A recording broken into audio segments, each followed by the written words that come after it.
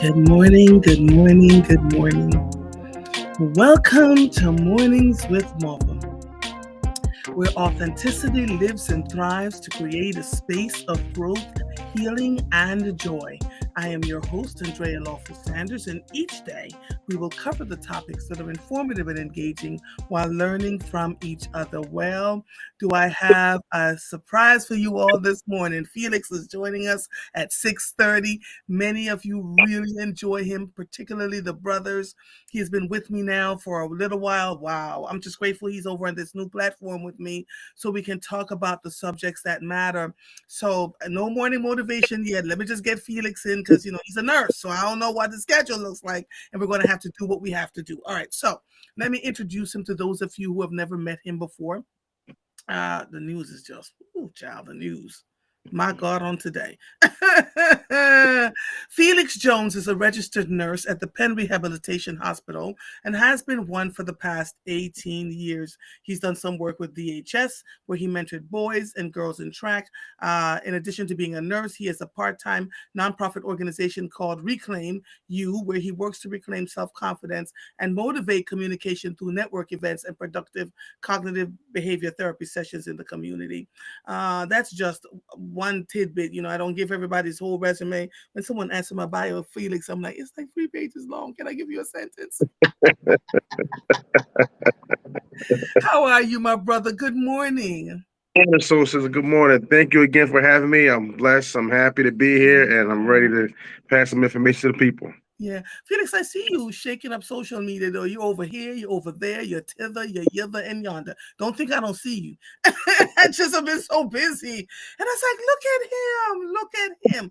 And you have embraced social media more, too, right? I've noticed that in the last few months. Um, I, you want to say something? no. Okay. Last month when we spoke, I asked you to come back to me about cystic fibrosis, what Yes. it is. And so I know you've done your research because Felix, you're a man of your word. Now, many of us have no idea what cystic fibrosis is. Let me wait. Let me get my pen and paper because when you come on, I start to write furiously. Let's see. Hold on, Felix. Hold on. Let me get my pen and paper. All right. Cystic fibrosis. All right. What is cystic fibrosis? Okay. Well, cystic fibrosis is an inherited genetic disorder. It's an inherited gene disorder. And this disorder affects the lungs, the pancreas, and other organs, respiratory organs, and it causes people to have very, really bad, hard time breathing. It has caused people to have mucusy cough, a lot of congestion problems, and it actually depletes the life expectancy in people. Okay. Uh, it's not one of those diseases that we get because we was around somebody. It's inherited. And the problem with this is it affects the cells. There's some diseases and pains that you just can't touch. If we got a cold, we can take some cough medicine and Mhm. probably get rid of it. But with this particular disease, it's something that your mother and your father just gives to you, unknowingly. It definitely requires a sort of gene therapy component to it. But it is a sad, debilitating disease. And when someone has it and when you see someone suffering from it, it can be very painful for the loved one or family member or even the healthcare provider that watches the patient go through it. Right. Are there any genetic markers, that blood tests that people can take to see if that's something that is possible, or are people being tested genetically before, if it's in their family, before they start to have children of their own? Well, yes, it is a test. It's a test they can test for the CFTR gene marker, and that stands for cystic fibrosis transmembrane conductance conductance regulator. Oh Lord. Now, yeah, these are one. Okay, so let me give you some statistics. So this is a disease that affects our European or quote unquote white counterparts than it does us. Yeah, these are one of the rare diseases that affects the European population more than it Anyone else? affects it. So at least 40,000 Americans or 40,000 people in the U.S. are diagnosed with this every year, uh, primarily of the white population. Mhm. So in the white population, over 3,500 births among white population is detected. Amongst the African American population, 17,000 births. And amongst the Asian population, 31,000 births each year. Now, this is primarily detected amongst. I'm sorry, go ahead. Back Go you up. As we would say in Jamaica, Harlem pull up, Mr. Selector. ahead. If it is if it impacts white people more, Caucasians more, are Yeah, you telling me you said 3,000 births are detected in white children about 3,500 births per year. All per right. year? Okay. Did you say 17,000 births per year in black people? No, okay. Maybe I said the wrong. 1,700. I'm sorry. Thank you. Oh yeah, okay. Okay. Yeah, It's still a lot. Um it's still a lot, but it's not. It's of course it's much more in mhm, the European population, mhm. and the reason being that this disorder affects the cells. So it's they call it the salty disorder because it affects the osmosis of water regulation and cell regulation, how water and cells exchange. It's called osmosis. Osmosis, okay. This affects the sweat glands, and it affects the pancreas and liver. So what happens is water and salt that cannot exchange in the cells like it normally would have. And it takes both parents to have this gene for it to be impactful enough to cause disorders and to cause people to have a hard time breathing. They have really smelly stools and really slimy stools. Their cough, they have a cough that just doesn't go away, which is very similar to bronchitis. Mhm. You know, so how this is treated is with antibiotics, with enzymes, with pancreatic enzymes replacements. So this is one of those diseases that's really really tricky because you can catch it at birth if it's tested for at birth. Now in America, it is tested for at birth. Okay. It is, but in a lot of other countries, it's not tested for Mhm, at birth.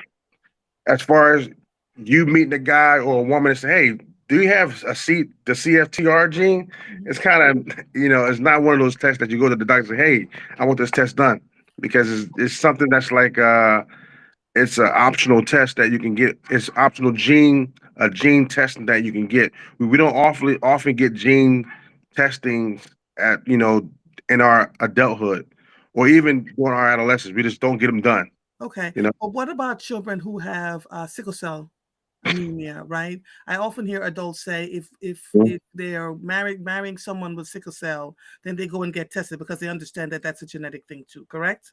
Yes, that's definitely. Sickle cell. Well, these two diseases aren't related, I get but it. with sickle cell in particular, that is when the cells, the red blood cells, they sickle, and have a Mhm, hard time passing through the bloodway. mhm, So that is something that you can test for in adulthood, and that's also brought up when you do the certain laboratory tests for the blood markers. That's mhm, brought up more easier. mhm, It's more easier detected than this mhm. particular gene. Okay. So my next question to you is, let's say you get tested at birth and that did not show up, but all of a sudden you're starting to experience these symptoms. What are the symptoms of cystic fibrosis? You're moving along every day, all is well, blah blah Right. blah blah blah. Tell me what people should look to. Okay. So when if you're suspecting cystic fibrosis, now cystic fibrosis is normally an upper respiratory infection and it presents as such. It's just a cough, a lot of coughing, Mhm, wheezing, frequent lung infections. So you always have these infections of the URI, or what we call the upper respiratory tract. So we have an upper respiratory infection quite frequently, and sometimes you have to just treat the symptoms, but they just don't go away for some reason. mhm. Uh, you have poor weight gain. You have these greasy stools, and that's why it's Wait, did so you say important. poor wind? What? Poor weight gain. Get out of here. You have a hard time gaining weight. Okay. You have a hard time gaining weight because, like I said, the M's. So this affects digestive enzymes. So Okay. the food that you take in, Mm-hmm. it's just not digested. You don't get the nutrition from the food. Mm-hmm. Therefore, you don't have no nutritional value in your Mm-hmm. intake. So your organs and your body doesn't get what it needs to survive. Mm-hmm. So you have greasy stools. You can have frequent sinus infections. Um, Can and we go back to the greasy stools? What does a yeah, greasy stool look like? What should they be looking for? okay, okay, good question. So when you look back in the toilet bowl, and if you have a greasy stool, it's like a puddle of water or abnormal color of puddle of substance that sits on top of the water bowl. Now, if I can relate it, it's similar to if you're cooking and you pour, some people when they cook rice, they pour a little cap full of oil on Mm-hmm. top of the Mm-hmm. boiling water before the rice goes in. Mm-hmm. And do you know how that water just sits on top of that? Mm-hmm. That's your stews will look similar to that. Because normally when you poop, our bowel goes inside the toilet and drops to the bottom of the toilet bowl. Mm-hmm. When you have cystic fibrosis, it doesn't. It stays on top and floats. And it's like a small little puddle, but it's abnormal color. It's an abnormal color. So, for anyone who's listening right now who's experiencing all of this as you are describing, and they're going, oh my God, this is me. What Yes. is your advice for them at this point? Well, I also miss a very, very important Mhm. sign or symptom that is caught also is the infertility in men. Okay. So, yeah, it causes infertility in men. So my advice to someone that's experiencing these symptoms, Mhm. what should they do? I mean, as like I always say, you want to seek medical attention. I Mhm. was at a function recently past week, and these were with folks that are older. These are older folks. It was at a church actually, and a lot of them expressed the fact that they don't go to the go to see the doctor. You know, either they don't have transportation, or for financial reasons, or they just don't trust the doctors. And they can fix it themselves. So go to the doctor because these are, like I said, this is a particular disease that you can't fix with grandmom's remedy. You can't fix Mhm. with taking a pill or two. You have to seek treatment like order. So this the treatment is mucus busting medications like a Mucinex, like a guaifenesin. You know, Mhm. things that break up the mucus and thins the mucus because this is something that causes the gas exchange in the lungs to be delayed or depleted. So you Mhm. don't get that proper respiratory exchange and inhalation. You don't do that properly. It's Mhm. always a wet cough, a wet productive cough, a wet productive mucousy cough, and especially around this time of the year where the common cold is actually normal. But Mhm. and a prolonged common cold with thick mucus thick mucus. Mhm. When you go to the bathroom, if your stools are kind of oil and greasy and sit on top of the pan and the The toilet and the bowl. Mhm. this is not abnormal, And if you have a abnormal weight loss or you just can't gain weight, that's not normal. And if you have frequent lung infections, that's not normal. You can get tested for this, and they can identify that CFTR gene that Mhm. causes you to have cystic fibrosis, which is me doing research over the past couple of weeks on this disorder. Mhm. It's kind of sad because I don't have much. Well, there's no cure for it. There's no cure. So, but as far as treatment, there aren't much treatments for it other than treating the symptoms. So and this is screened at birth in the U.S. In Mhm. other countries, it's not screened at birth. So you can very well meet a And date very somebody, and then and then marry them, and decide you're having children. Oh my gosh. What is the life expectancy for someone who has cystic fibrosis once they've been diagnosed? now this is a sad part of it. 40 to 50 years old. Yes, 40 to 50 years old. These people just don't live long. They just don't live long. They have poor quality of life because they're always sick. They're Right. always sick, and this isn't your smoker's cough. Yeah. A smoker's cough is dry. You know, with this particular disorder or disease, the cough is wet and mucus All the a lot of time. mucus. And when like I said, it causes you to have labored breathing, difficulty Mhm. breathing, Mhm. and you just can't exchange that gas in the lungs like you normally would of someone Mhm. that doesn't have it. Right. And it blocks the pancreatic enzymes. The pancreas is a very, very important part of our bodies. Mhm. It helps produce insulin. It helps filters blood. It also adds to the nutritional value of our bodies because it tells the food once it absorbed where to go. So Mhm. when your pancreas is depleted, you have a lot of problems, with your caloric intake, with your nutritional value, as far as if you eat a carrot, that carotene, where's it going to go to your nails, to your eyes, to your hair? It Mhm. doesn't know where to go. So it's not properly digested. I didn't realize how important the pancreas was. Oh We yeah. talk about pancreas in terms of the pancreatic cancer, and most times we ignore that. We ignore Yes. right. Oh, We pink. ignore that organ that's in your body. So let me ask Laura's question. She says, "Are there any natural remedies that can help the symptoms?" Well, Laura, I wish I could tell you yes. Mhm. I don't know of any. And doing my research, I didn't see any. Like I said, it's pretty much treating the symptoms. So if Mhm. you have a natural remedy that you can use when you have a real bad cough that just does not go away, Mm. a natural remedy that you can use to help digest, or help your the nutritional intake of your food go to certain Mhm. places, Mhm. be able to guess. But no, there isn't any natural remedies that I know of that I, that I found doing research that I can say yes. Now I'm pretty sure if you Google, they'll try their best. That Google machine will try its best to find something Yes. to find Mhm. that can make you smile and say, "Oh, I found it." Mhm. But Mhm. with cystic fibrosis, it's not any natural remedies, that you can actually take on, But like I said, but the treatments, is pretty much antibiotics, mucus thinners, anti-inflammatory drugs, steroids. That helps Mhm. delay the progression of the disease. But as far as eliminating it, no.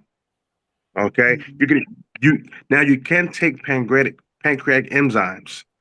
That is something that you can take to delay the process of the disease. But as Right. far as the remedies, no.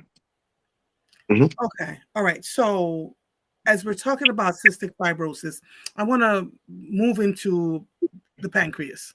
Let's Yeah. talk a little bit about this organ, the pancreas. Where does Mhm. it sit in the body, and why is it so important to us? Okay, the pancreas is a little flap, it's a little small little flap that sits behind the liver. Okay, it attaches to the liver, and what it does is one of its main jobs in the pancreas is to help produce insulin. To help produce insulin, it also helps filter the blood. Now, you know how when we pour, yeah, I don't know the name of that device that we Mhm. use in our kitchens where we filter water. You pour the Mhm. water, the water in, and it goes and it filters and it comes out Mhm. purified. Mhm. Well, that's the same thing happens with blood. The blood goes through several purifier modifiers throughout the body. Mhm. The kidneys being one of them, the spleen being one of them, the pancreas being one of them. So the pancreas also helps filter blood. So the thing about the pancreas also is, since its location in the body is very hard to detect problems with it. It's very hard to detect. I Mhm. mean, and why I say it's so hard, you have celebrities that have died from pancreatic cancers and faulty pancreas that they didn't even know. Their Right. top doctors couldn't find it. So this little small little thing behind the liver, which is the pancreas, is a very very important part of the body, and it's not an organ, but it is a very important part of the body that helps every. Go ahead. Sorry, go. It's attached to the liver. It's behind the liver, attached to the liver. It's behind the liver. Yes. And sometimes you have this pain, and it's located near the appendix. So you say, "Oh, I have appendicitis," but it's not appendicitis. There's certain tests that we can do, just natural tests that we can do if you lift your right leg, and if you have a sharp pain that shoot through, that could be a sign of some Really? kind, yeah, some kind of pancreatic or appendicitis issues in that area behind the liver. Yeah. You can actually palpate the liver. Uh, you you can't palpate the pancreas, but you can palpate the liver to feel the enlargement of the liver. And if the liver is enlarged, then that pancreas is probably having problems also. There's Hmm. also tests that practitioners and doctors do with the finger. They can tap over the liver and feel for percussion and hollowness of the liver. That can tell that the pancreas is probably faulty as well. Oh God, hold on. Someone just sent me something that says the newest major cystic fibrosis drug is Ali, Alitrek, Vanza Triple, approved by the FDA in late 2024, offered once daily regimen for about 90% of CF patients with the common F50ADL mutation, building on the success of the twice daily Trikafta. I can't yeah, read yeah, all of this stuff. yes. By Now, providing yeah, easier dosing and expanding eligibility to more patients, these CFTR modulators improve lung function and quality of life by correcting the underlying protein defect. But ongoing research explores gene therapies and mRNA treatments for broader impact.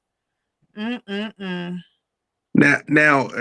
so the gold standard medication for cystic fibrosis is that T one you said, the Trikafta. That's a gold standard. Now this new Okay. medication that came out, I think you said 2 years ago or even last year. 2024, yes. Wonderful. Now, for medications to be approved by FDA, it must go through at least a 15 to 30 year trial period for it to be say, okay, yes, let's do this medication. So Mm-hmm. when we have these new medications come out, even though it gives us hope, we just don't know. And now Mm-hmm. I heard you read something about gene therapy. Gene therapy is an outstanding, resource, but not a lot of people can afford gene therapy. It's very, very expensive. And Expensive. most insurances do not pay for it. It's just too expensive. So So based on everything said, a lot of the last time I did the research, yes. well over 100 million people are pre-diabetic or diabetic. I don't even know if those numbers are the same anymore. That's a lot of diggity dang people. What's Yes. causing this so that our pancreas no longer produces the kind of insulin that we need? I mean, I feel to me, and I'm just talking to you. I am almost 60 years old and I have lived a pretty decent life, right? I've been following all the protocols. There's some things that I developed naturally, like diabetes and hypertension through gene. Listen, they tested me up and down, sent me to a nephrologist when I was in my 20s to see if there was something causing my hypertension. They finally came to the conclusion that it was just genetic, right? So I had to figure that piece out. And we inherit all these things. What is the best advice you have for us? Like, just live our lives the best way we know how at this point, seriously? You know, I some of the advice that I think is best for these kind of diseases, disorders, we say diabetes and hypertension.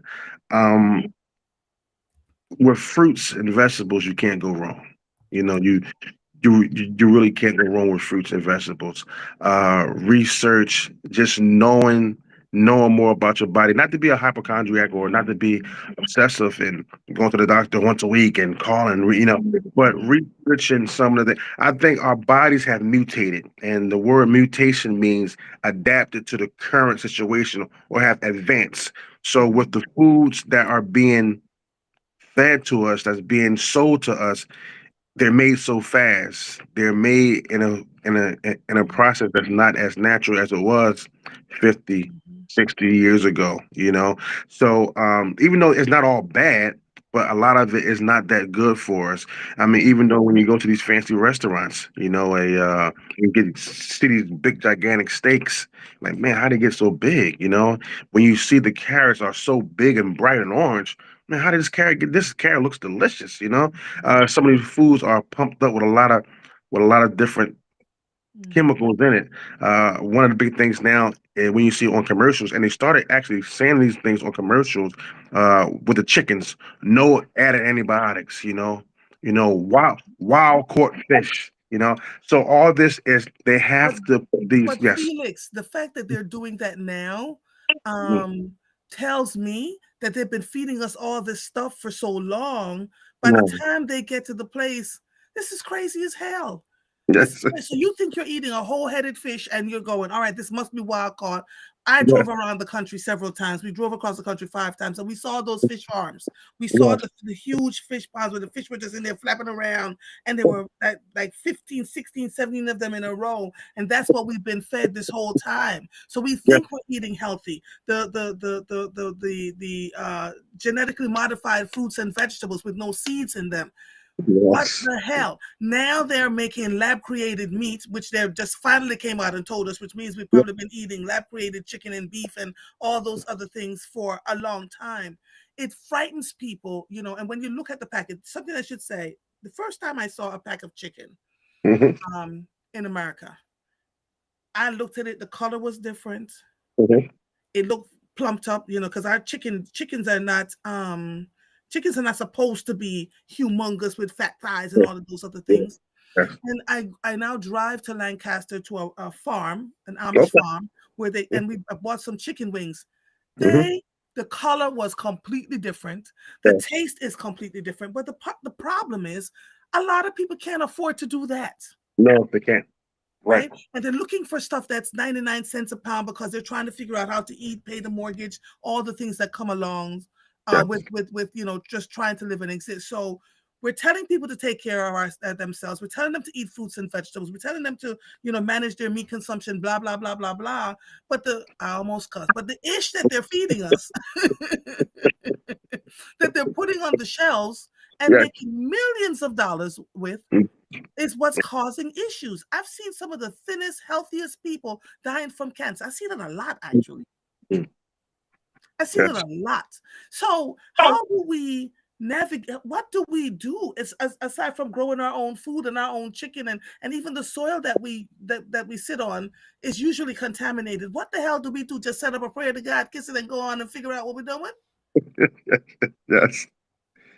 See, I that's mean, that's why these kind of shows and these kind of these are ways to reach inside someone's living room, to reach inside someone's bedroom and talk to them, meet them where they're at, where they don't have the opportunity to research and watch certain television shows, things like that. So these kind of shows to be able to educate people on things like this, because I saw a program a couple of days ago when they talked about salmon, how now the salmon, since the salmon is also made in a little lake, and they keep making these salmon, these little fishies out of God knows what, because so many people use these things, they eat these things. So how can you produce things at such a large at a scale. pace? And they're adding coloring to it to the point where people's taste buds have gotten accustomed to the farm raised salmon. When they Yeah, taste the regular salmon, it doesn't taste good to them. no, The no, sea caught salmon. It's a lot. it's you're right. it's a lot. Right. What do you know about myasthenia gravis? Anything? Myasthenia gravis. I'm not that matured on myasthenia gravis. I do know it is a neurological disorder. Am I not Yes. mistaken? It's a Yes. neurological disorder. Right. I don't know, but I don't know that much about it. Okay, so Yeah. I opened this up in the symptoms that impact daily life. Myasthenia gravis is sometimes called a snowflake disease because symptoms can vary from person to person.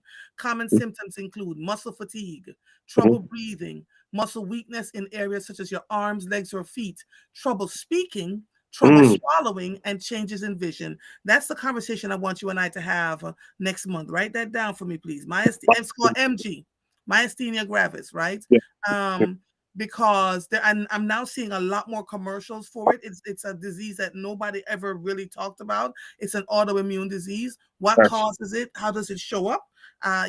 What it is. What are the life signals? I'm sorry, the life expectancy for someone with MG, and Yeah.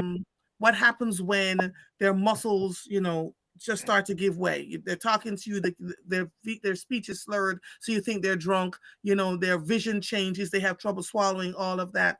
And one of the things that they use to help people with myasthenia gravis is called plasmapheresis, which is where they take all the blood out of their body, clean it, and put it all back in. right? But I think there are folks walking around with this autoimmune disease. The first person I met with it was a woman who was on the school board in Abington by the name of Shirley Rice, and she described it to me. And she said, even though she had MG, and Mm. they tell you all the things about it, she was a 3 day a pack smoker. Wow. Three Wow. packs a day smoker, and she lived in her 80s. I was like, dude, what? Someone they say when you have MG too that you have to let stress has not to. If you let the stress go, and she didn't let nothing stress her. Truthfully, she was like, whatever, I'm not doing this. So I want you to do a little bit of research on that for me, so that we can talk about this in the next thing. Because I want people to know what's out there, not to frighten you, but to educate you, so that you know what to do for yourself and your body. I am a firm believer that gratitude, and kindness, being grateful for the little bit, whatever little or lot that you have, makes a difference in our lives. I also believe that that kindness works well, right? Um, it's just because if we pay attention to all the things that are happening in our food, then we won't eat. Yeah. Laverne says, Jazinia says, recently I heard of the parasites in salmon. Parasites are Yeah. natural. Child, I can't. Yes. Yes. I can't. Yes. She heard about it. She heard about it. She Yeah. heard about the parasites. That has been a big story over the news about salmon, because salmon is one of those go tos for for us as It makes us healthy, right, we Felix? we believe it's healthy. When we're doing our diet plans, our meal preps for the week, we say, "Hey, give me a salmon salad. Give me some salmon bites." Salmon is normally, but now they have these other stuff in them, these other things in them, that makes it difficult. And you second guess yourself, like, man, should I eat salmon or should I just go to McDonald's? I mean, it's all got the same stuff in it. Crazy, ain't it? It it Absolutely is. crazy. But like I said, I want to reiterate how important it is for these conversations, even though we may not know how many people that we reach and touch. If one person hears this, they can open up this conversation in their church, in their synagogues, in their women's meeting. Yes. So it's very important to have these conversations. Like mine, Senior Grav is Mhm. 65 inches, about enzymes in the pancreas, and it's also important to do your own research. I think one of the things that I have been enlightened with social media, it all goes about your algorithm, things that you look at a lot of time. So I'm getting educated with so much now on these platforms. Like, oh man, I didn't know about this. And then you also do research, because in nursing we go by something called evidence-based practice. Now, if you tell me something, Andrea, I'm a say, oh yes, but I also have the opportunity to go back and research it myself and say, okay, man, Andrea did bring this up, but also the doctor at Harvard said it too, and Princeton said it too, the doctor in Alaska said it too, the doctor in China said it too. That's evidence-based practice. But that's when a lot of people that get paid lots of money to be smart and research all come with the same hypothesis, the same conclusion, that this is why something happens the way it, it happens. So research is tremendous and is enormous, in reading and educating yourself and passing that education through generations. We have to start uh, teaching our children and our children's children these things. You have, and that's how we carry on our legacies. I recently brought a hoodie, and the hoodie said, "Shout out to my African ancestors." Yeah. You know, because like I said, I believe that we live through our ancestors, and knowledge is definitely power. Yeah. Let me ask you, I've got one more question for you, because twice this week, last week, I've had conversations with folks. Mhm. And my one friend has one, two, three, four people on the Mm, stroke ward. They all had strokes, mm. and they're all in the hospital on the same floor, You've seen it a right? lot. Um, are you seeing a lot more strokes? Oh, Jesus. Andrea, every time we talk about stroke and diabetes, I get goosebumps. I start to sweat a little bit because, in my profession, what I do for a living as a nurse, as a bedside nurse, as community health nurse, there are stroke after stroke. But the most scary thing about it, you see in 30-year-olds. That's what Dr. Archima was saying. That she literally was being interviewed last night, and you could hear the anger and the tears in her voice. That's She said, there's no reason why 30-year-olds should be having strokes, and 27-year-olds and 25, and massive heart attacks and dropping dead. What that's is going on? What are you finding out as you are out there? doing this work? What are you learning? One thing that I've learned, and I learned from you also, watching what you do, and I mean, shout out to you for you make these videos when you in this gym, It's trying to and kill me. and you're not wearing ranchy clothes, you're not trying to show that class A figure you got. You're trying to educate your people and lead by example that Yeah. exercise is so important. I Mhm. mean, you do intense workouts. I don't know what you're preparing for, but you do intense workouts, They are but intense. 30 minutes a day. People, we live such a busy lifestyle. We Yeah. don't exercise. We do not Mhm. exercise. We live life on the go. So our go-to is fast foods, foods that clog up our arteries, that clogs up our arteries, and we can't blood can't pass cannot pass through properly. So it But clogs but it up. here's but here's the thing, Felix. We used to eat fast food when we were younger. Is Mhm. there something different? Is there something now different in the fast food that's moving faster through our bodies that's causing these issues? Because I have never seen so many young people where it would Yes, have impacted someone who was 55, 60, you know what I mean? After years of eating, decades of eating fast food. Now it yes. seems like it's happening sooner. Well, we said the word mutation. Mutated. Our bodies have mutated. So that once that burger from Roy Rogers 20 years ago has, it doesn't affect us worse than it did now, than it did past. It affects us worse now because they put other things in these burgers to duplicate it and replicate it. I mean, even if you could open up your sandwich, just cut it right through the middle and look at it, and if you could do a picture from 20 years ago to McDonald's burgers now, it looks different. The texture is different. The taste. One of the most addictive things in the world is sugar. And sugar is the most addictive substance in the world. But they're they're putting things in these meals to make it more addictive. These Mhm. additives, Mhm. they're they're called additives, and it makes us want it more and more and more. But that stuff clogs up our arteries. It clogs the Mhm. arteries up. I mean, one of the most important medications, and I mean one of the most important medications is anything that has a statin.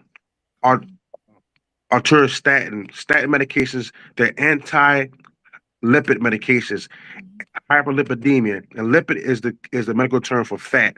What this does, it takes a scalpel, it goes in your arteries and cleans that fat out. Every time they get that pill. Now, like I said, men don't like it because it also causes us to have problems in the bedroom, but Mhm. it extends life. It extends life.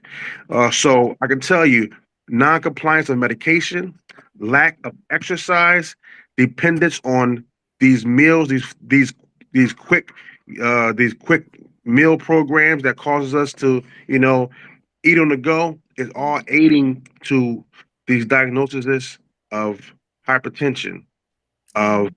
of cardiovascular disease, of CVAs, So what strokes. should we tell our children though? Because what would take 20, 30 years to build up in our system is now happening over 5, 10, 15 years. I put up a video the other day of my friend who was getting dialysis, and he said there were way too many 20-year-olds getting dialysis. Way Yes, too yes, many. What the yes, hell?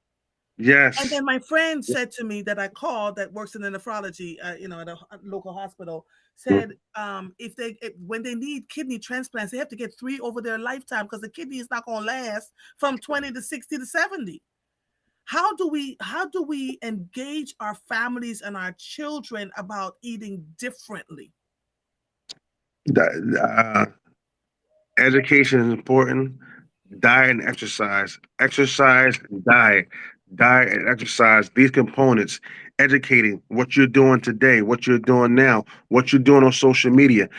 So watching you exercise is super, super important. You have these people that have these platforms. They get paid lots of money from TikTok and from Instagram, from Facebook, because Mhm. they have the reviews of these restaurants. Mhm.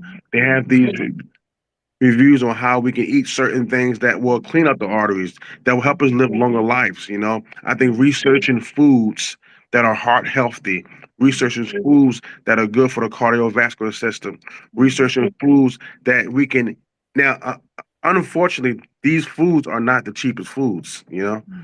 Mhm. There's a reason why Whole Foods and Chick-fil-A, is one of the top stock. I mean, people just buy so much stock in these places.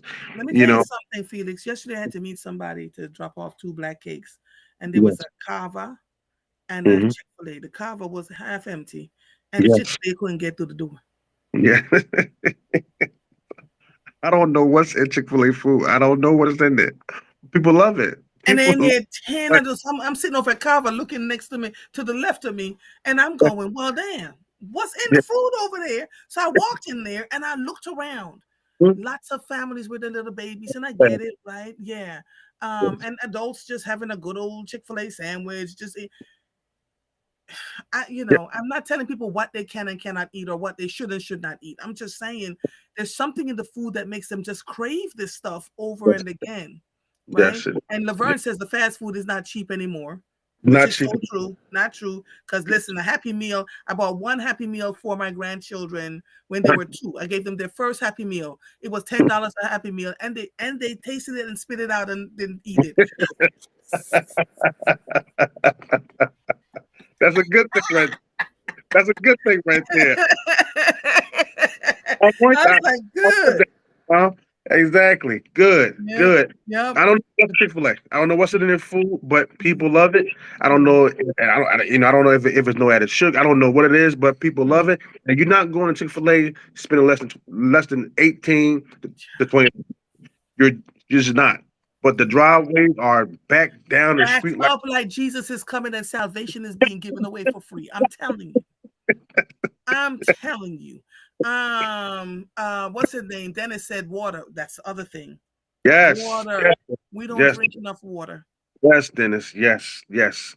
Water, water. I mean, just a quick joke about Chick-fil-A. It's almost, when you read the good book, you think, when Jesus had that, what is it, two loaves of bread and two Five fish. maybe Chick-fil-A inside there or something because people people love Chick-fil-A. But yeah, water is super important. Our body needs to take in. I think it's 2 gallons of water. I'm not sure. I think it's 2 gallons of water a At day. least a gallon, right? And for your body weight.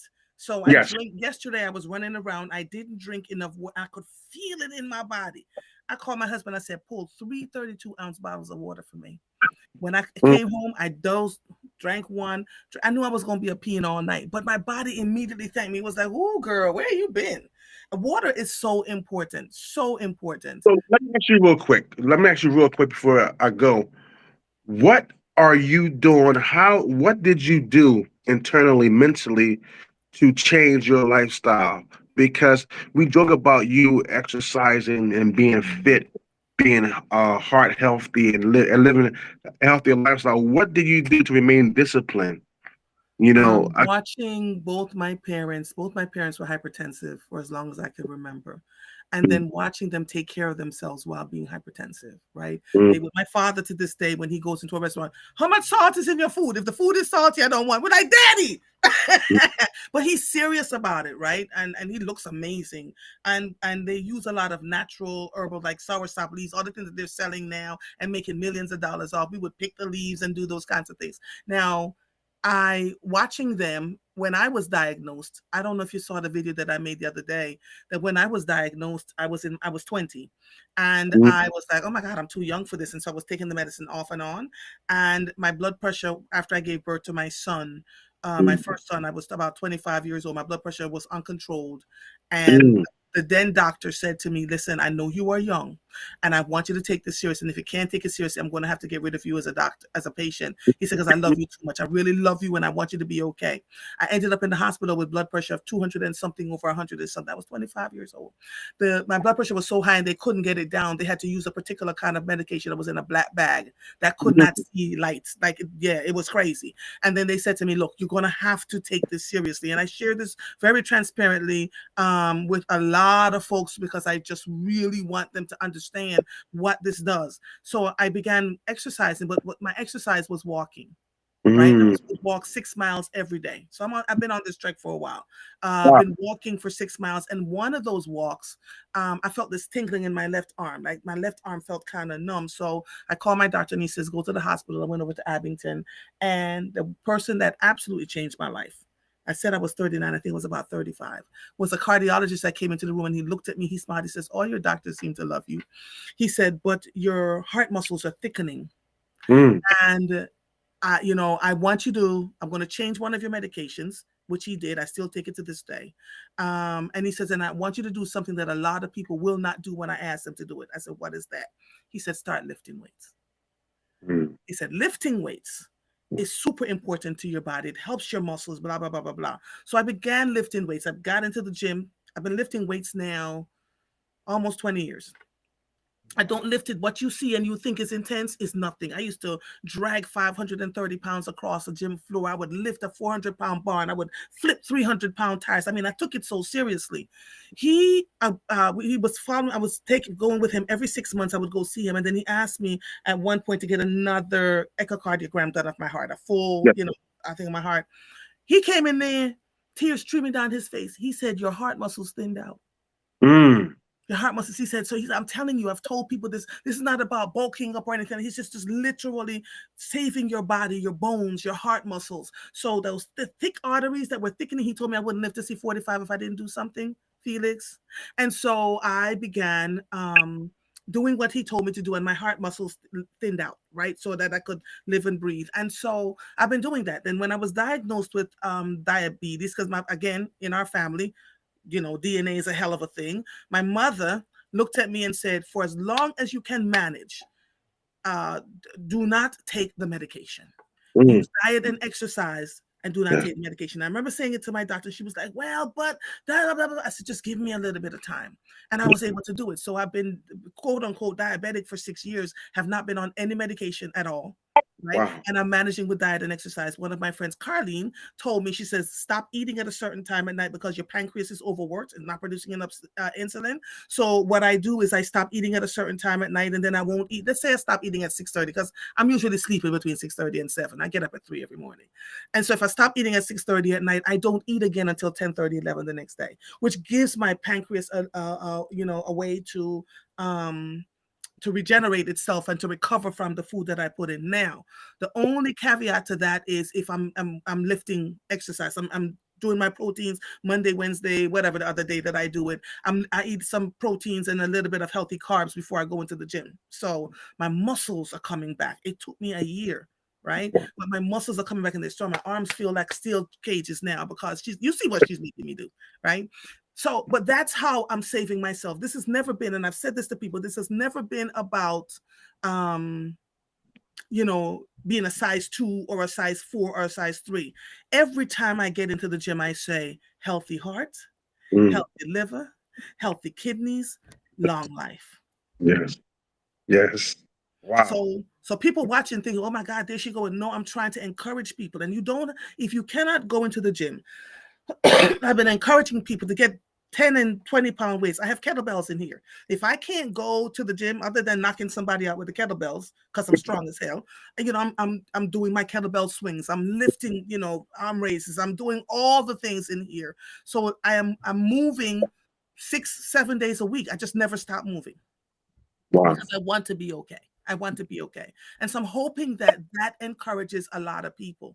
A lot of people. And then the water drinking. I talked to folks about the water, Felix, because Dr. Blake, who did my colonoscopy, I came back, I didn't fall asleep. They did the colon cleanse right there. And then they did the colon. Oh yeah, I am a guinea pig for life. And so he put the camera in my anus, in Mm-hmm. my colon, pretty Mm-hmm. and clean and pink. He said, oh my God, it's like the colon of a baby. So I tell folks all the time, drink your water as much as you can. And because hypertension and diabetes runs in our family, we know that when you drink alcohol, it turns straight to sugar, right? Hello. I drink Hello. no alcohol at all. I did. If I do it, it's like a sip or two, and that's once every 2 or 3 years. I literally ice cream and cake, those kinds of things. It's a discipline. There are days when I want to have a slice of cake. I take a slither of it, drink a lot of water, and then I leave cake alone for months. So on my birthday, when I asked for certain cakes, their birthday cake slices still in my freezer. My brother-in-law came and he was like, "Where you get all this cake?" It's just sitting there. I take a slice and I go on about my business, right? And so we give it to people when they come. I cook. If you're again following me, I am making soups from scratch. I'm not opening up a can of soup Wow. and poured it in a thing. I put a big soup bone in the pot. I Mm. washed some oxtails and I put it in the pot. I put 12 different kinds of beans in the pot. 12 Wow. raw beans. So it takes 3 or more hours to cook. I put Wow. pumpkin and I put carrots and I put chocho in the pot, 7 onions, Wow. 4 heads of garlic. So all the things that would naturally make my body hum is what I am doing. And I'm doing it as a to show folks that we're dying, Felix. We're dying. Yes, we We're are. prematurely dying. So for me, I'm like, I'm trying to be an excellent example of what is possible. Dr. Archima saved my life. And that's my Mm. eye doctor. Wow. That's my eye doctor. She says, when I look into people's eyes, I can tell if you have gout. I can Mm. tell if you have high cholesterol. She is amazing. And Wow. she's the one that got me to do the things that I needed to do to get my blood sugars down and to keep them down. So her goal now is to get me under 5. She said, you're always 5.2, 5 point. I want to get you under 5. I want you to be 4.6 with your Wow. insulin. So if it's possible, Yes. if it Yes. can be done, I'm asking people to just try, just go for it. Do I want to do it all the time? Hell to the no. Yeah. Never, ever, ever. There are days when I don't want to, but now that my trainer has me at a place where I said, challenge me. Now that she's challenging me, and I ran into some of her other clients and they were like, we look at your videos and tell her, don't try that over here. Don't do what you do with Andrea. Because she started to recognize that I am really strong. That's a genetic thing for me. Yeah. But just please, Dennis says, excellent, Andrea. This is why water is so important. You're putting oxygen back into your body and replenishing it with nutrients, all natural. So if Yeah. you can make one decent meal with vegetables, and that soup had so many nutrients in it, my husband will eat the meat and the corn. Mm. I do the rest of it. He all about the meat. He love his meat, right? But I know that he's getting some of the nutrients because he's got the soup with all Yes. of that. So Yes. trying to make sure that we're all okay. Trying to make sure that we're all okay. Now, Andrea, do you know what MCAT is? The MCAT is the exam that medical students take to get into med school. You Mhm. sure you're preparing for the MCAT? You know way too much, sister. You I was taught growing up to educate myself. So my mother fought with my father about this when we were growing up. He was like, I want my daughters to learn how to change the brakes on a car, how to change the oil. I was the only one that was underneath the car with him.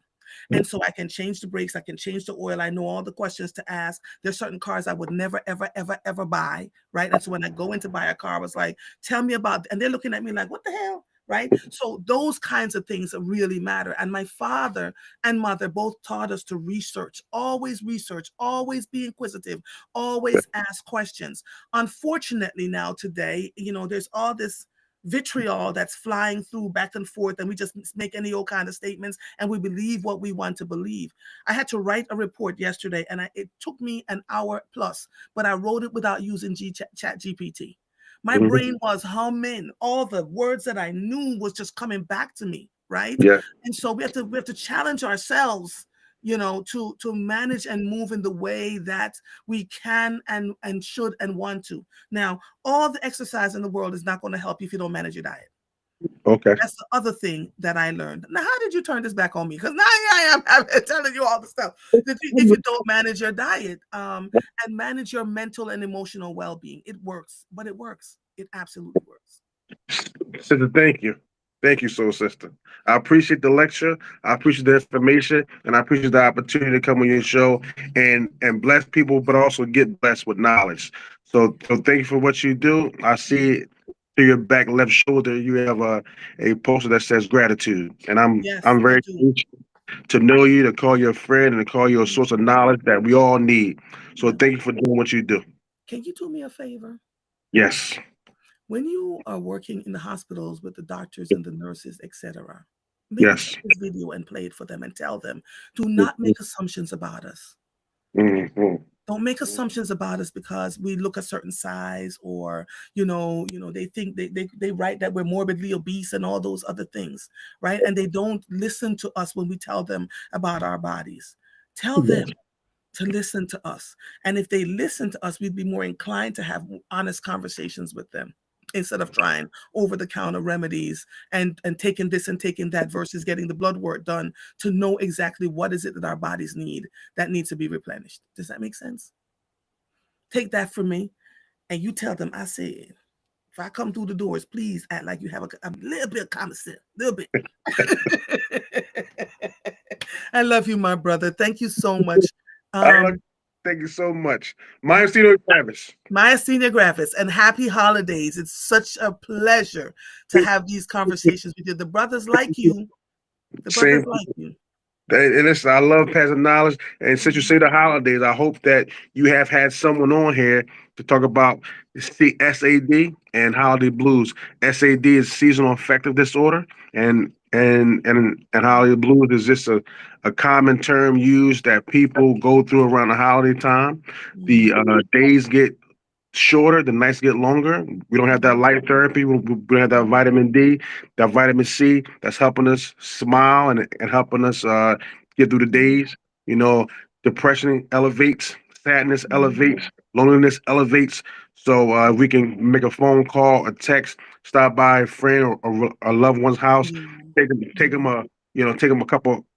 a glass of orange juice or water, whatever. Mhm. Just talk to them for 30 minutes to an hour. Yeah. Say Yeah. someone's Yeah. I've been delivering soup. Call the people and go, gonna. hey, I got a little bag of soup for you. They saw my soup on the pot. I've been delivering soup to people. So you're absolutely correct. Love you, my Thank brother. Love you too, sister. Thank you so All right. much. All right. Bye bye. Bye bye. This morning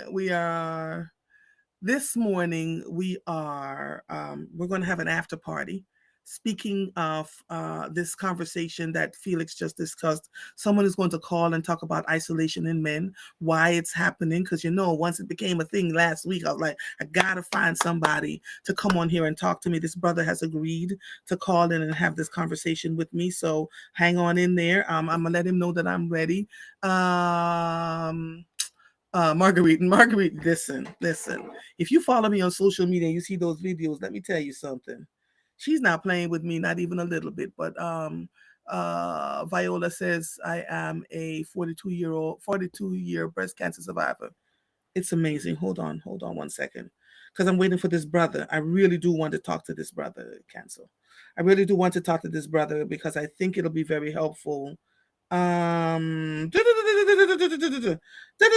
hold on, let me because I gotta get him for you guys. And listen, if you're in, I know the job market is terrible, but Lord have mercy, if your job is killing you, um, just try and figure out another way. A good friend of mine had been trying to find a job for the last several years, and she finally got a good one. I said, "Run, don't walk." Laverne says, "Hey, I'll meet you for some. You have me eating and trying new foods." Yes. Well, Laverne, today might be your lucky day because I'm trying to navigate what I'm doing. Carla says, "Remember that each body is different from the next body, and there is no cookie cutter bodies." Good morning. Welcome to Mornings with Mova. How may I help you? Good morning. Hi, Asa. This is Asa Khalif, who is someone that has been known for advocacy work across the city, and he works with a lot of folks, not just in the Black community, in the white community, in the LGBT community. And so last week I called him because we have a mutual friend who was in the hospital, and I said, Asa, I just got off the air, and this is what he said. Oh yes, let's discuss. Absolutely. So We have a, go ahead, Asa. well, first, I want to thank God for our friend. Oops, I'm sorry. Oh Lord, I cut Asa off by accident. Hold on. Hold on, y'all. He's calling me back. I'm sorry, Asa. That's all right. That's all right. So you said you want to thank God for our mutual friend, yes? Yes. All right. Um, let's talk about what is happening. I'm sorry. Before we start, I just want to thank God openly for our mutual friend and the progress, Mm-hmm. and that God is coming in and working and making miracles. He's Yes. still in the healing business. So Yes. I thank God for our mutual friend. Yeah, he is. He is just. We love him dearly. Yes, we And do. he called Absolutely. yesterday and said he was on his way home from the hospital, which made me Yes. throw my hands up in the air. So I was at the supermarket and he called. I said, "Thank you. I wanted to do a dance right this yes, minute." yes, Yeah. yeah. So God it's doesn't work for that young man. yes. Trust me. Oh, I know. He's gonna come to fulfillment. I Trust me. know, I know. And he is I've interviewed him on my podcast about his kidney disease, something he didn't know he had, right? And that there was some kind of genetic thing going on there. Plus he was hypertensive and did not know. So all of that contributed to killing his kidneys. He needs a kidney transplant. His brother is a match, so we're going to try and work through what that means for him. But it's been some challenges along the way. But we are here and we have not left him. You know what I mean? We haven't. We have not left him. We haven't. So this is we're good. going to stay right with him. And it really is a segue into what we're about to discuss with our mental health. Yes. What's going on with men in general, Black men in particular, about your isolation? What's this isolation that everybody's talking about? Well, the first thing is Black men specifically. It's the fact that we're now openly admitting the fact that there is a Black male mental health struggle that we no longer can deny in our communities, and America can no longer deny. How did that showed up back in the day? It was, we'll call Jesus, tell your pastor, therapy was always frowned upon. I came out of the Pentecostal Holiness Church, so, going to a therapist was kind of frowned upon in that type of faith. Jesus will fix it, and that's fine. We have a strong faith in Jesus. We, Black folks, we love us some Jesus, and that's no problem. But individuals are blessed on this earth with special expertise to help us as well. And sometimes, many times, we have to speak. You just went low. Hold on, Asa. I can't hear you now. You went low. Asa. Asa, can you hear me? Asa. He's just a talking and I can't hear him. Asa.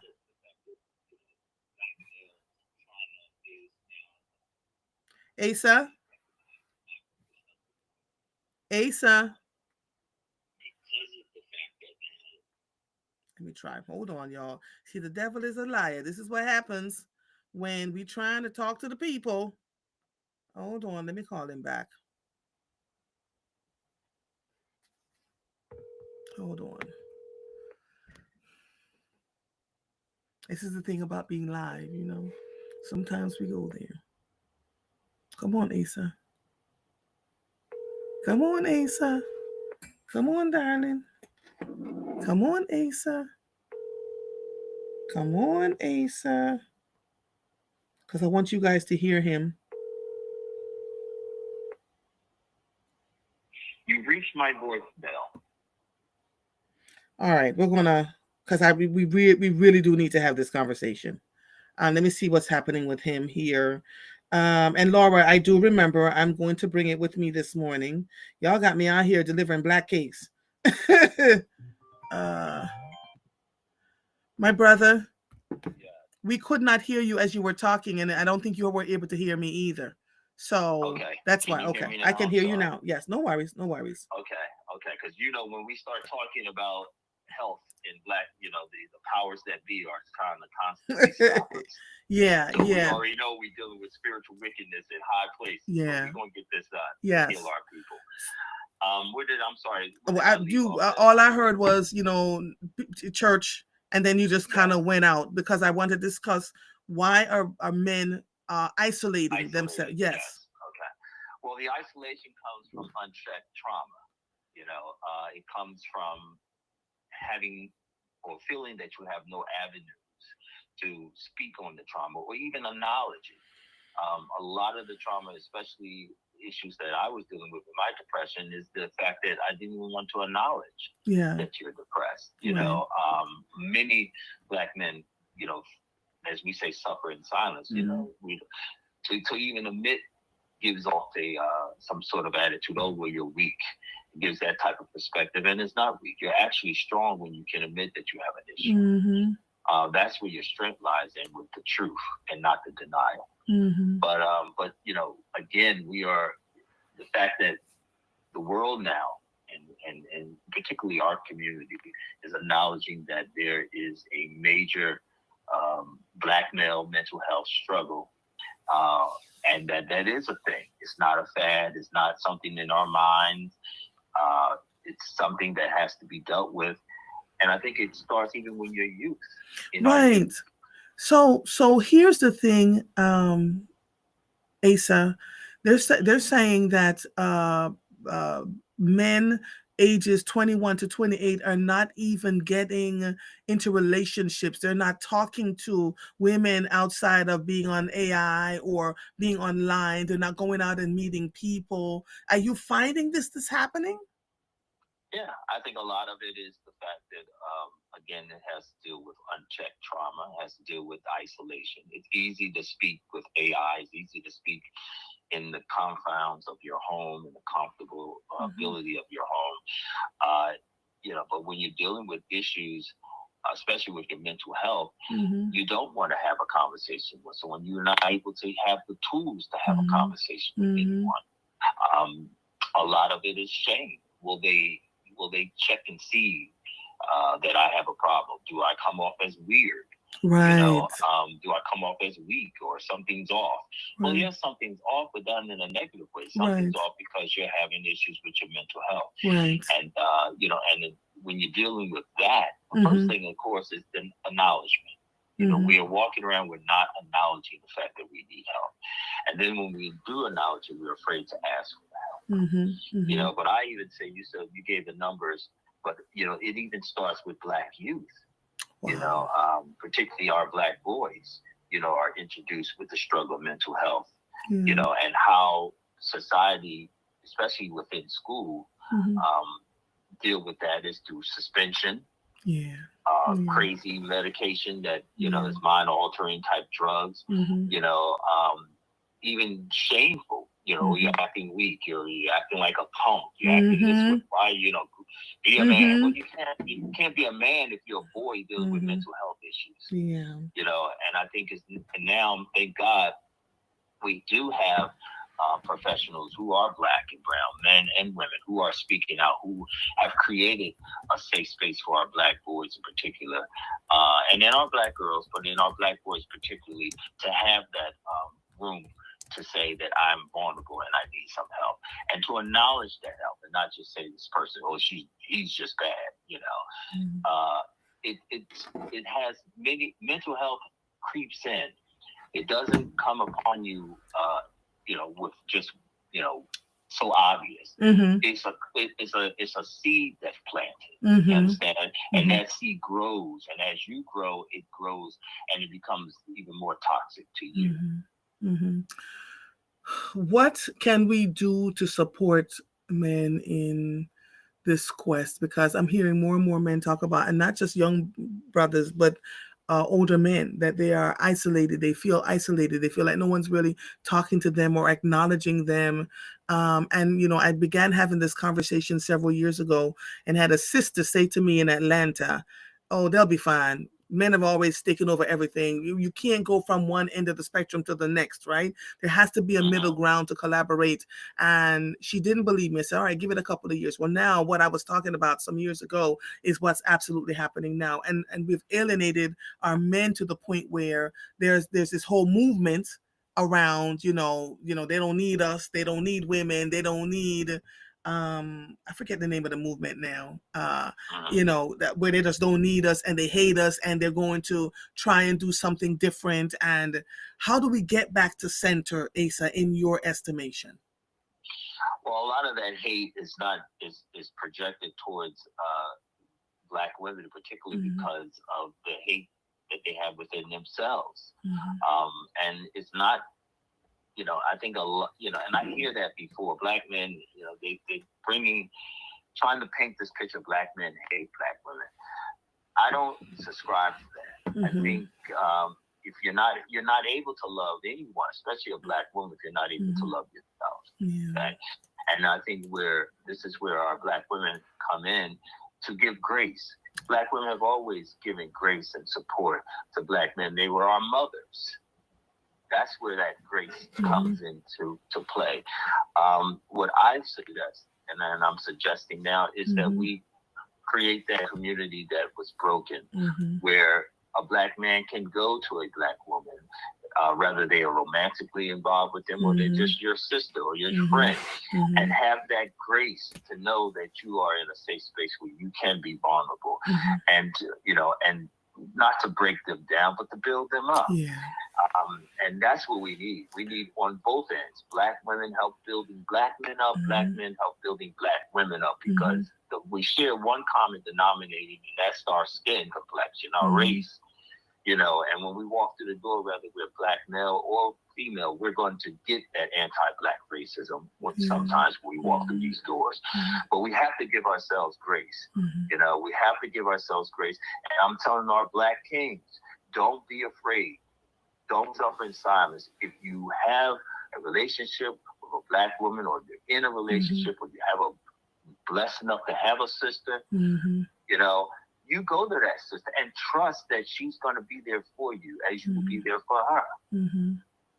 But I'm not going to subscribe to Black men hate Black women. That's something I think came straight out of anti-Black racism, and it's something to divide each and every one. Because I came in a household, I grew up in a household where Black men love Black women and vice versa. Right. And so I'm not going to subscribe to that. I've been around Black people all my life, and I've seen the power of Black men supporting Black women and vice versa. So I'm not even going to subscribe to that nonsense.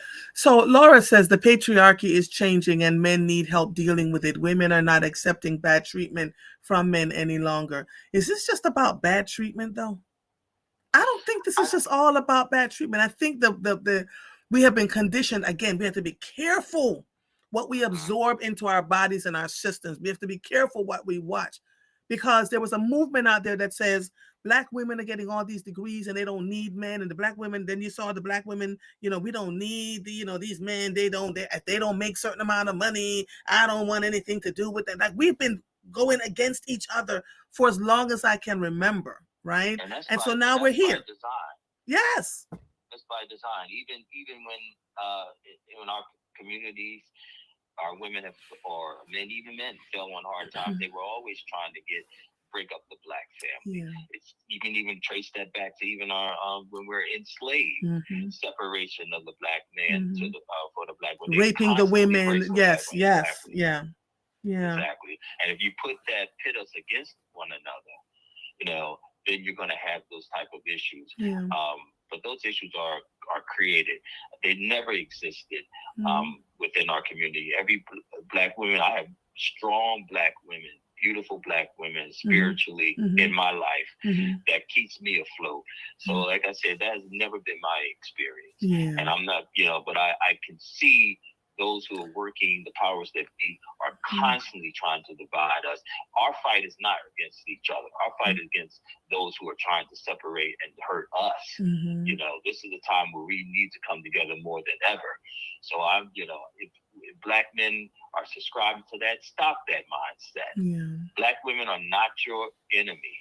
They've been saved Black men for a long, long, long time, long before the movie The Woman King came out. We don't need a movie to see that. We see Black women saving the household, saving the world every day. But I want Black men to feel that they can be vulnerable amongst there. And that's your aunts, your grandparents, even your mother, you or a friend. It's time for us to accept the fact that there's help here if we want it.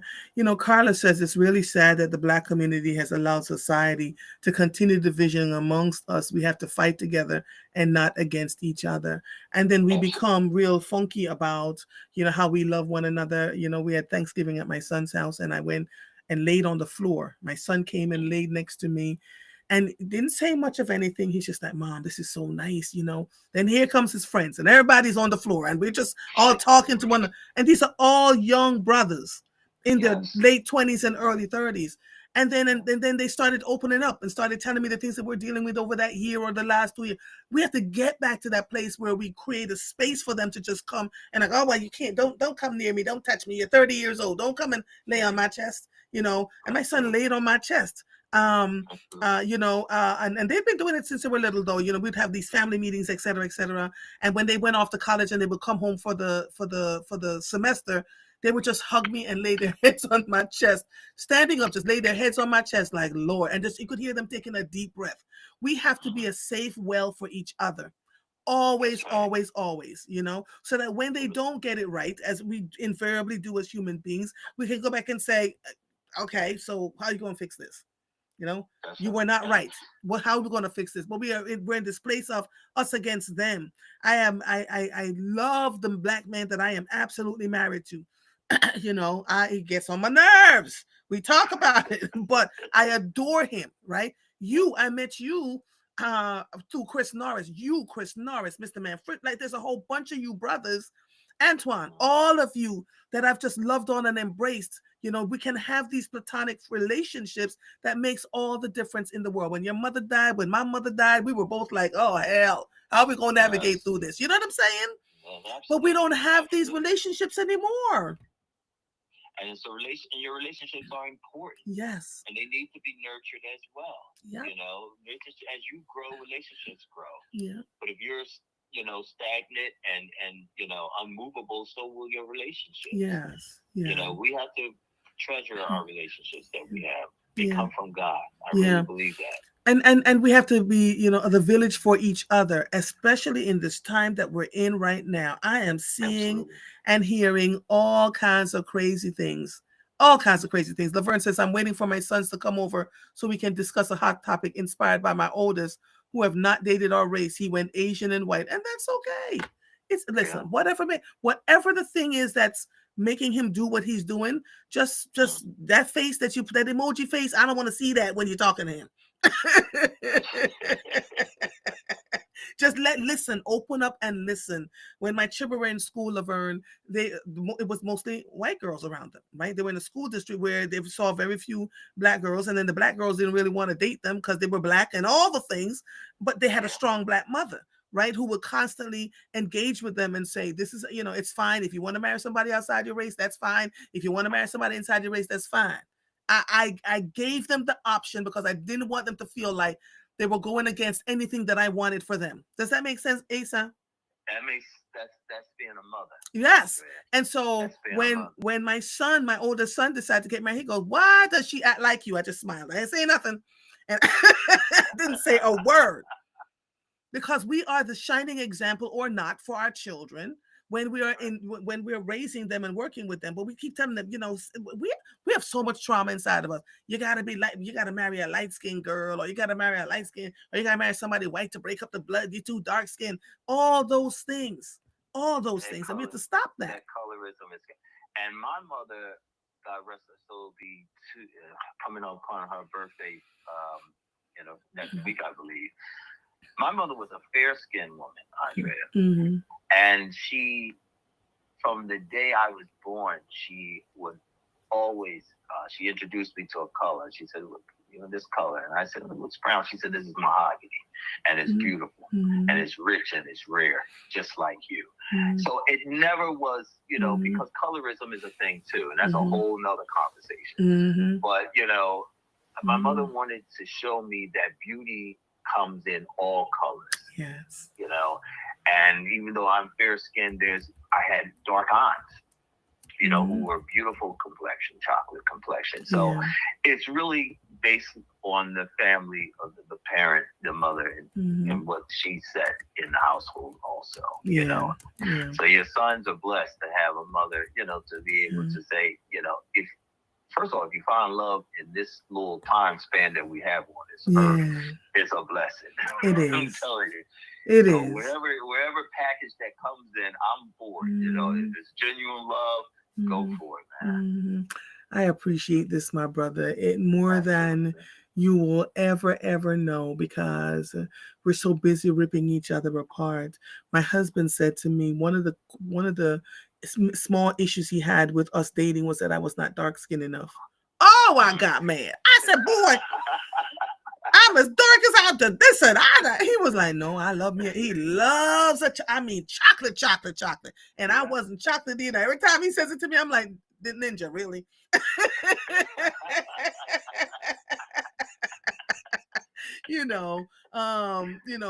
Gwen Ifill, who was a civil rights lawyer, that chocolate. He said, you're just not chocolate enough, but you could cook, you're kind. I love the way you work with children. So I figured I'd let the not so chocolate thing go. So not every brother is out here trying to find. You barely made it. I barely, like he literally tells me at least once a year, I barely made it. I love it. Yeah. I love you, my brother. I appreciate all the things, right? All the things that we learn from each other. I appreciate that we talk transparently about the things that are going on in and around our lives. And I appreciate that when I ask you to come on this platform to have an honest conversation, I'll get that with you. Absolutely. I'm still looking at that, dear. That's for years of having those type of conversations and just keeping it real with each other. And I appreciate that. I appreciate your friendship. I appreciate you being my big sister. You're welcome. I appreciate your correction. Yeah. And I thank God that I have the ability and the mindset to accept that correction when it comes. So thank you, my brother. Always happy a pleasure. Yes. Yes. Happy holidays to you too. I'm gonna go see our mutual friend. These next 2 weekends are insane for me. But I'm gonna go see him. They got a birthday coming, so we were planning something. His birthday's in December, right? Yeah, he got a birthday. He made another birthday. Yes. So we'll see. All right, let me know. All right, my brother. Have a good one. Right, Bye-bye. Bye-bye. Look, I recognize that this platform feels unusual because we're not on here, talking about politics and all the other stuff. And there's a place for that. And for people who, if that's their niche, that's wonderful. Over here, though, we're talking about love and life and liberty and how we support one another. How can we stay healthy? What can we do to help one another as best as we can? Now, these black cakes that I'm selling, there is somebody that I want to donate this money to. So not saying anything, just trying to navigate and figure it out. So it's costing me money to make these cakes. And as I get it in, I want to help somebody who is struggling like hell right now, can't figure out what they're doing with themselves. And for those of you who have been donating for the lady that comes in from Jamaica, the teacher that comes in from Jamaica, my front porch looks like I am giving away Christmas presents. You all have been mailing, dropping off, meeting with me. I'm meeting with somebody this morning to get some more stuff. They need underwear and toothpaste and toothbrushes and, just the basic necessities, soap, all of that stuff. And so I'm grateful to all of you that jumped in and donated in one way or another. I love y'all. I love you all. I got to go meet people. I got to make another batch of black cake. David, it's your fault. I wasn't going to make any this year, but they're very popular. And when I realized that it would be able to help somebody, then, I jumped in. I made 16 on Saturday. They're all accounted for. So now I got to make more. And I'm just grateful to all of you. And I made them smaller this time because usually they're big and they cost a lot of money because you have to use rum and wine and it's a whole 5-hour process. And so I made mini and smalls and you guys are, sopping them up. So that's beautiful. I am grateful to all of you for all that you have done to keep us afloat for as long as I can remember, and how much you've loved on my family and how much you've followed and helped us to continue to grow as much as we can. I also appreciate that when I am in a space of mental trauma, because what folks don't realize is a lot of people call and share what they're going through. Folks are going through it. And I just don't have time to play the games with folks. I'm over here and I'm spending $13,000 on the pocketbook. No. I met a friend yesterday and lifted my little pocketbook and I said, see what I'm carrying around? It is the monies that we would just blow to show that we are able to and capable of doing X, Y, and Z are the monies that we're using to help each other. We are there. We have to support and love on one another and stop being so damn judgmental about everything, okay? All right, my darlings. This episode of Mornings with Marvel is officially over. I